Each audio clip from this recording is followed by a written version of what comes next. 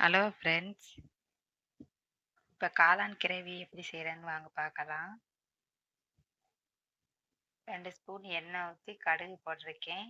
2 தக்காளி, ஒரு குட்டி வெங்காயத்தை நறுக்கி போட்டிருக்கேன். இப்போ எண்ணெய் காஞ்சிருச்சு, கருவேப்பிலை போட்டுக்கலாம். பொடி வெங்காயம் போடுங்க, அப்போ தான் காளான் கிரேவிக்கு சூப்பராக இருக்கும்.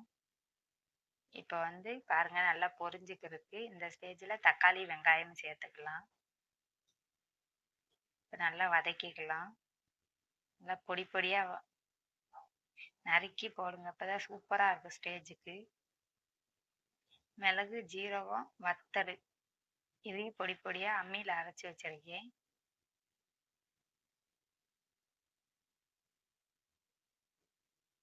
இப்ப நல்லா வதங்கட்டும். யாராருக்கு உங்க அம்மா சமையல் பிடிக்குன்னு சொல்லி கமெண்ட்ல சொல்லுங்க ஃப்ரெண்ட்ஸ்.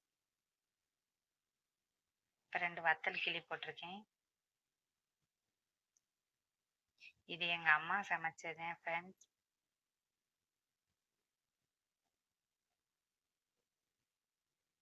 இப்ப இந்த ஸ்டேஜில் நல்லா வதக்கிக்கலாம். நல்லா வதங்கினா தான் நல்லா இருக்கும்.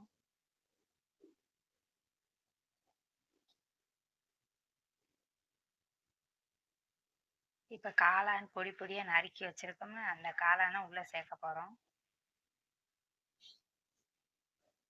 பாருங்க, நல்லா வதங்கிருச்சு. இப்ப 1 ஸ்பூன் நாங்க மகாலட்சுமி பொடி தான் போக்குறோம். 1 ஸ்பூன் மசாலா பொடி சேர்த்துருக்கேன். இந்த கிரேவிக்கு அதே டேஸ்ட் கொடுக்கும்.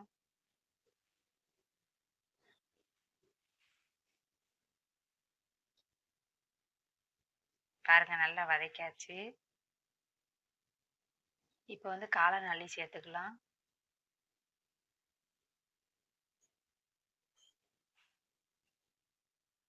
காளான் சேர்த்தாச்சு ஃப்ரெண்ட்ஸ்.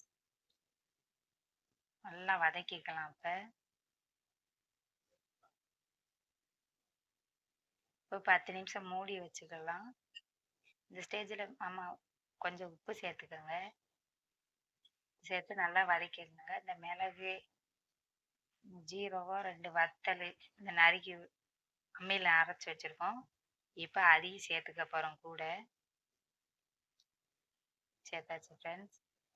ஒரு பல் பூண்டுன்னா ஒரு 5-6 பல் பூண்டு சேர்த்தாச்சு. இப்போ 10 நிமிஷம் மூடி வச்சுக்கலாம். மூடி வச்சு 10 நிமிஷம் வேக விட்டிங்கன்னா சூப்பராக இருக்கும்.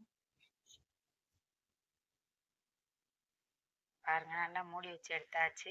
சேனல் பிடிச்சா லைக் பண்ணுங்க, சப்ஸ்கிரைப் பண்ணுங்க.